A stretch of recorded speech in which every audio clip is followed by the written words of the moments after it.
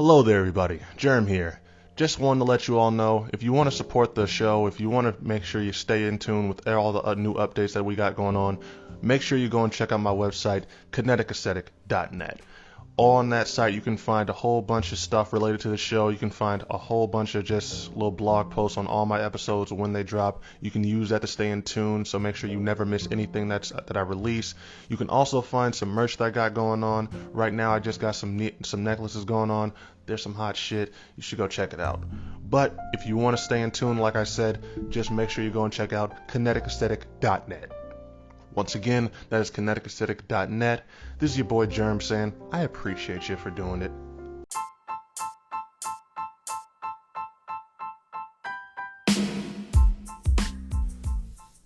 Everybody, I am not going to mince words with you. I'm a very happy man. At first, I had my doubts. I really didn't know what to expect. Of course, I'm talking about the Bears drafting Justin Fields. Because, at first I was really thinking to myself, okay, Justin Fields, he seems like a sure thing, but are the Bears really the best place for them? With our history with quarterbacks, with the way we like to do things, are we really the best place for this guy to go? But I can tell you, after Saturday's preseason game, I think we got something here. You're tuned in to Kinetic Aesthetic. It is your boy Germ, and I would like to welcome you all to the weekly wrap-up.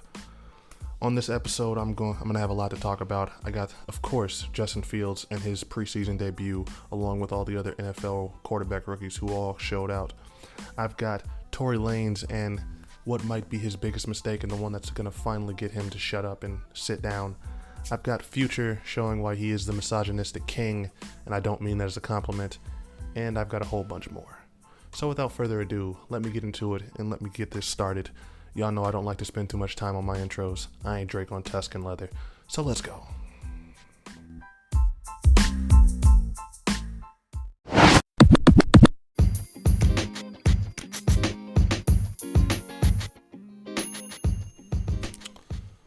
Now, I have talked about Tory Lanez and his situation with Megan Thee Stallion way more than I would have liked to on this show. Just period on this whole channel.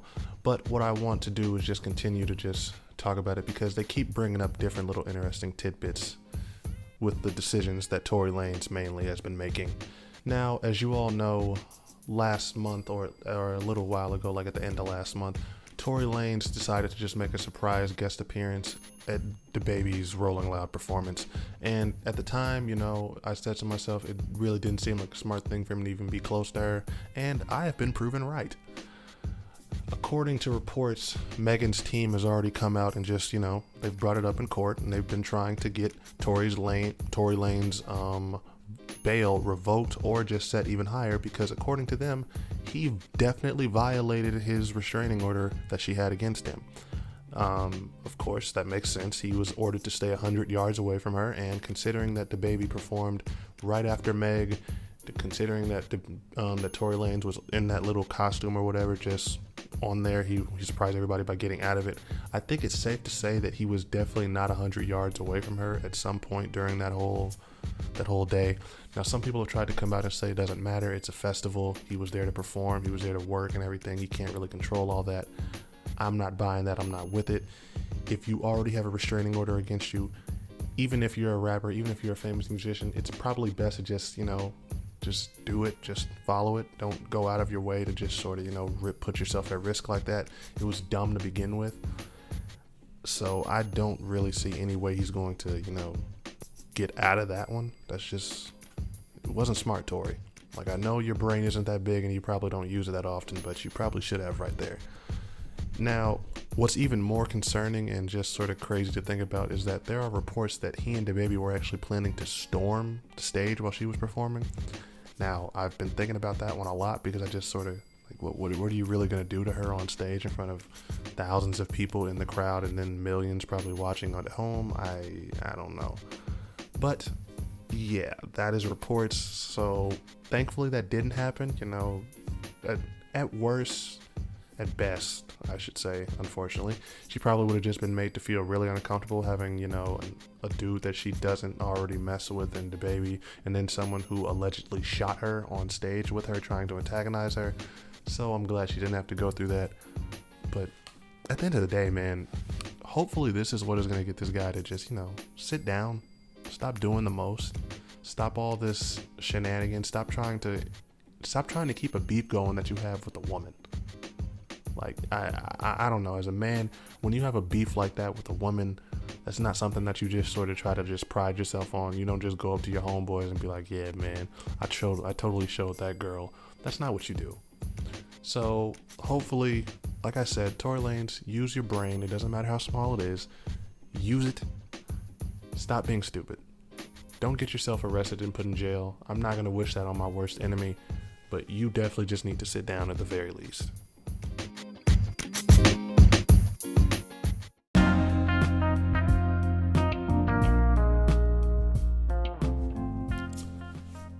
Future Hendrix. While he is definitely one of the most talented people in the rap game at the moment, well, ever, at least in my opinion, Hendrix is still one of my favorite albums ever. He is definitely problematic, to say the least, in terms of his personality and the way he behaves himself. And unfortunately, that is probably what he prides himself most on, and that's the biggest part of his image. Now, on Tuesday of this week, I guess last week since this is current, he allegedly was having a conversation through text with his 8-year-old son that he has with a woman named Brittany. I don't know too much about her. I don't try to keep up with all his baby mamas. He's got a lot of them. The only one I really know of is Sierra. But he pretty much was having a conversation with his son, and for some reason felt it necessary to tell his son, his 8-year-old son, your mother is a hoe. I'm just going to let y'all sit with that for a second. Let me give y'all a moment. He told his 8-year-old son, your mother is a hoe. Now, for as much as I like Future's music, as much as I respect him as an artist, I definitely can say that this is the type of stuff that just makes it really hard to listen to him and not feel like I'm encouraging this type of behavior, because this is a man who performs with his own memes as the backdrop. So it's not like he doesn't acknowledge or doesn't know that this is what he's like sort of known for. A lot of people out there, whether you believe it or not, they sort of just will big up this stuff and just laugh it off and just say, oh, that's classic Future. They just hear him say stuff like sensational or she for the streets, and they just add that to their whole dictionary of phrases, and they think that's cool. I am not one of those people. Like I said, he's a great artist, and you know, there are some times where you just feel like saying she for the streets, but you say it as a joke. This man really, I guess, sort of believes this misogynistic crap that he does. He believes this sort of just toxic behavior is just the way to live, and I don't get it. I just really don't know what to say about the man at this point. You know, it's really just weird that you want to act like this and do all this, because Future is 38. This man is in his mid-30s. At a certain point, it feels like you should be growing up, that you should be stopping doing all this, that you should just see the error of your ways. You know, you're supposed to, you know, get better as you get older. And if Future is like this now, I can't imagine what he was like when he was 21 or in his mid-20s. This is just extra. It's like really just extra. I don't know what else to say, man. He pretty much, all he did when he responded to it was just let out a tweet that said pray for her. People are already going crazy over that. He's literally releasing merch with just shirts that say pray for her. So he clearly is just going to add this as another, you know, another W for him in the way he acts. He's going to make some money off of it. I don't know. Like I said, man, the guy is very talented as an artist. I'm not going to take that away from him. But at a certain point, stuff like this just doesn't even seem cool. So hopefully Future is able to, you know, I don't know, get some therapy, bro. You got to do something, because you can't be doing this at 38. This is a little too old to be just, you know, texting your 8-year-old son that his mother is promiscuous. And I'm just putting that lightly. I don't know, man. Future, if you listen to this, stop it.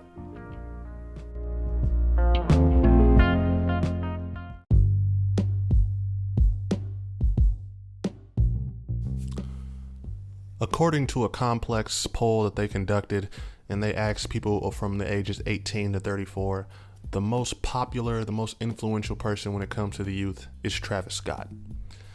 Now, personally, that doesn't really surprise me, because Travis Scott has been going out of his way to, you know, just build up his influence and just make himself an icon more or less in the view in the eyes of the public, especially young people. It's just been sort of just crazy to watch the progression of how he's done it. Now, Travis Scott has been making music since 2011, 2012. Al Farrow came out at least over a decade ago. The guy has been putting in work, and it's just crazy to watch that progression, like I said, because when I first heard his music, I didn't think he was going to be this big. So to go from just being, some understudy of Kanye West, of not being that big, to all of a sudden you're doing collabs with McDonald's, Nike, Fortnite. This man did a whole virtual concert on a video game that doesn't get talked about enough. Ariana Grande is now copying off him. He's literally just inspiring pop stars. Just the progression of his career has been crazy to watch, and I think people just really need to. You don't have to like his music. I'm not the biggest fan of his music. I think he was definitely better in his early days with Days Before Rodeo and Rodeo, but to see how he's gone this far is just very impressive to me. Like, he's got The Drink, he's got a decent label with some decent artists on there, Sheck West, Don Toliver. He's doing his thing, and the thing that really just stands out to me is that he's following the Kanye career path in terms of just making these collabs and just being, this artist that is, just trying to be different. He's not as controversial as him. There's so many ways that Travis Scott is really just doing Kanye's whole career path better than him. Kanye, he did a lot of stuff that sort of alienated him from a lot of people that would have just immediately just flocked to him. He had the whole George Bush doesn't care about black people routine, or bit. I don't even want to call it a bit or routine. That was pure Kanye, so that was authentic. He had the whole, jumping on stage to talk to just get at Taylor Swift for not deserving to win her award. He's had so many different moments that have just been, just to make you be like, I really don't like Kanye West. Travis Scott hasn't had those. Some people might find him corny. Some people might, think that his music is lame. But he hasn't done anything to antagonize people. So you just got to I really don't think he's hit his peak, is what I'm getting at. This man, Travis Scott, has not hit his peak yet. He definitely can still get bigger. Utopia, the album that he's working on, I'm expecting that to be the biggest album yet, because he's literally, every album has just been bigger than the last one. Came out with Rodeo. That was honestly probably his artistic best, but it really, that was a debut. You got Birds in the Trap Sing McKnight, that made him a little bigger. Then you had Astroworld, that made him huge. He's only going to get bigger after this. He had the Jack Boys collab album that I know just further cemented him as his status. Had Honcho Jack with Quavo, that even more cemented his status. The guy is big, and it's just been impressive to watch. So once again, that whole him being named that big doesn't surprise me at all. It's just crazy to watch the progression of this guy's career.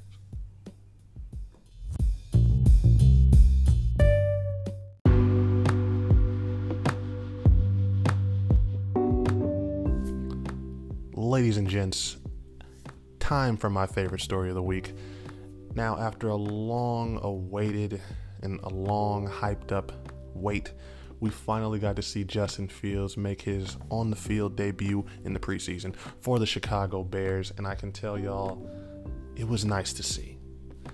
It was nice to finally see that man just, full uniform, helmet on, not going up against, just some practice squad players on the same team or the defense, and just, when they're not really going as hard as they would. He was going against people trying to earn a roster spot. Now, of course, I'm going to say it with context. It was against second and third stringers, but the man looked impressive. 14 of 20, 142 yards in the air, 33 yards on the ground, touchdown running and a touchdown passing. The dude looks legit. It feels like I've never seen a quarterback that I just really okay, this is it. This is a real quarterback. I tried to get hyped up over Mitch Trubisky. I have none personal against that man, but he definitely ain't Justin Fields. I'm going to tell y'all that right now. This is completely different. This is a whole different scenario. I remember telling people to just be hyped up for the Bears after we got Khalil Mack. This ain't that. You could be hyped up regardless if we had a defense or not. I'm excited. I know they're starting Andy Dalton. They plan on it. But if this guy comes out in the second preseason game or the third preseason game, and I'm telling you right now, they better give him some reps with the number ones to just make sure this is real. This kid should be starting. I don't care if we're playing against the Rams week 1. He is showing the poise. He's showing the leadership. He's got the look. He's got that X factor in him. This dude should be starting. I really have not been this excited in a long, long time when it comes to just seeing a Bears player make their debut or just the Bears in general. It feels like they finally did what they needed to do. They finally got themselves a quarterback.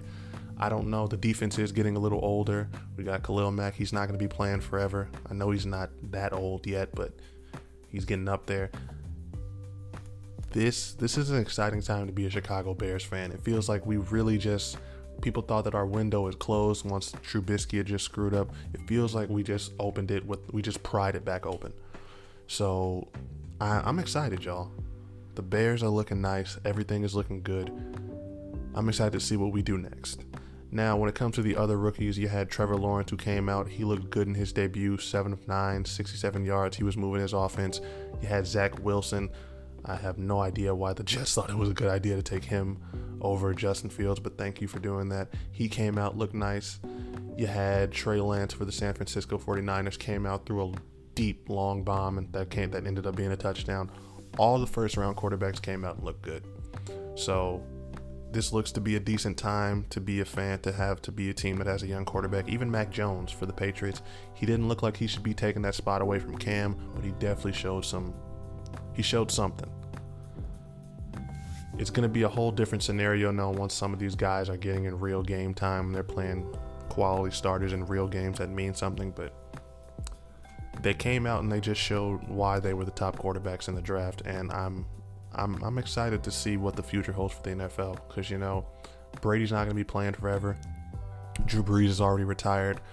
Aaron Rodgers is not going to get any younger.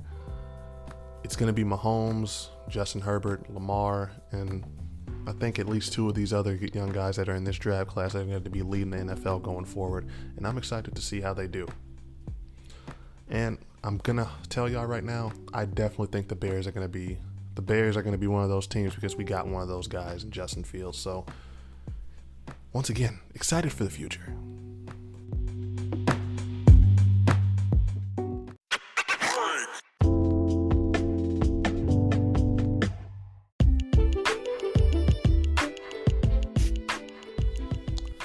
All right, y'all. Now it's time for us to just round off this week's weekly wrap-up. I'm going to just give y'all some random headlines.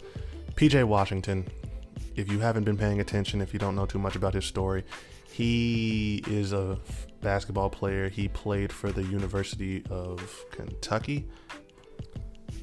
And this man has just been taking a lot of L's. For some strange reason, he decided to wife up Brittany Renner.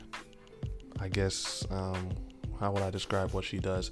Famous Instagram model, influencer, you all know the type. On Instagram, fitness model, big booty.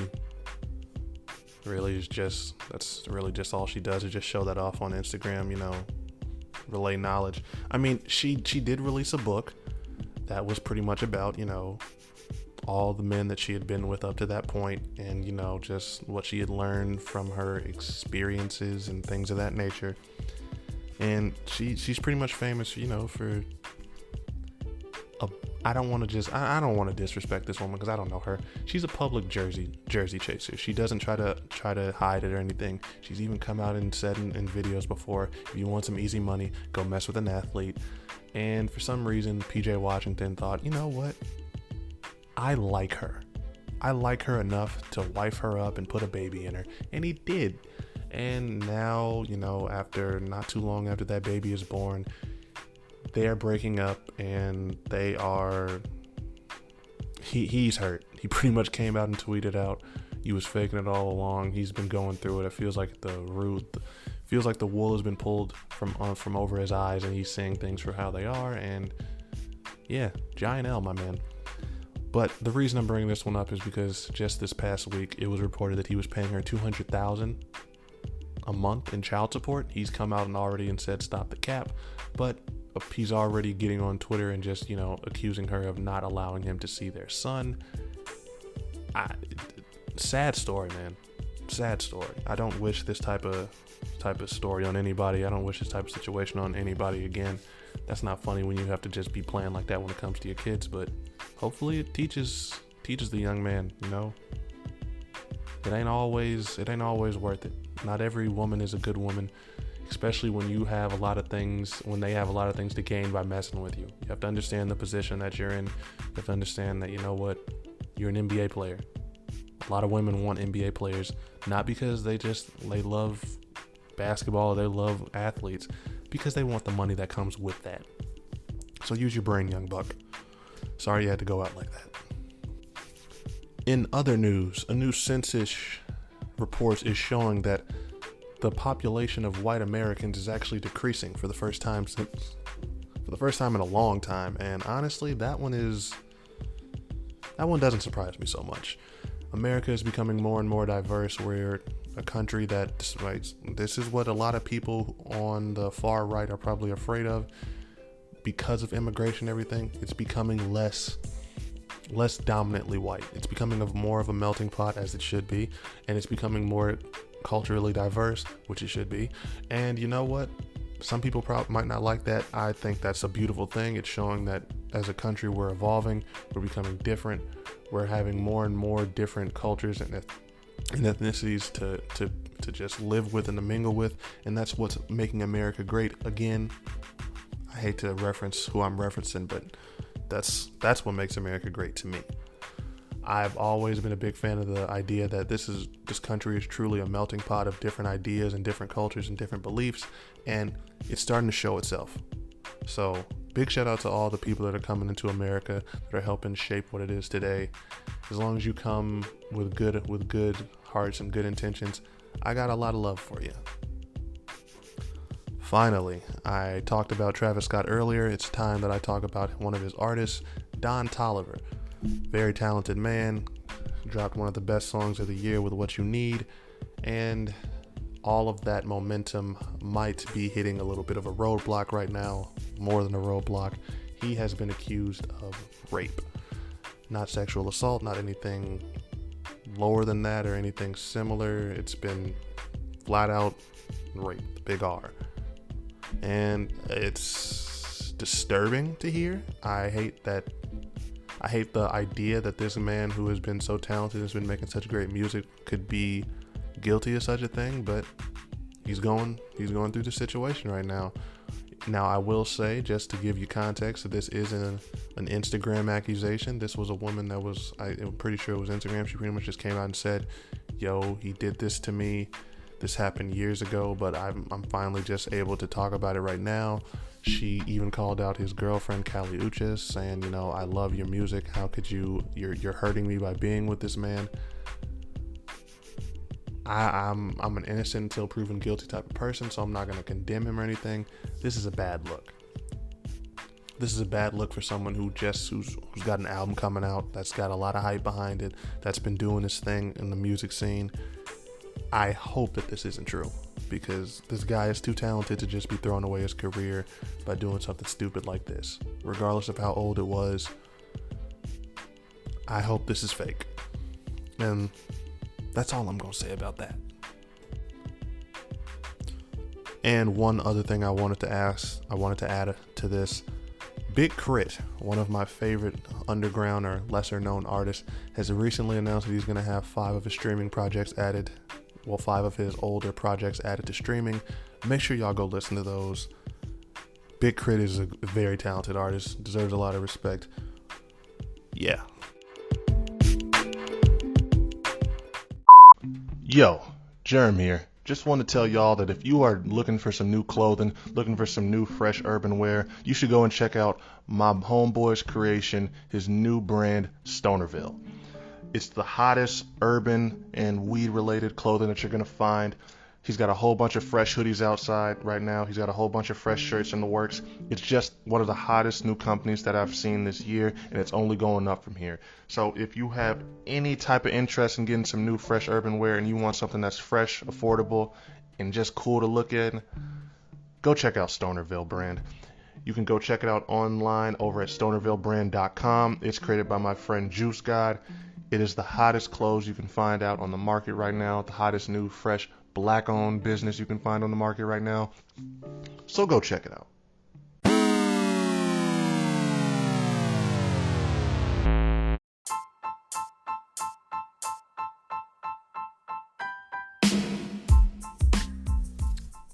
That's everything I have to say for this week, everybody. I hope you've all had a good time listening.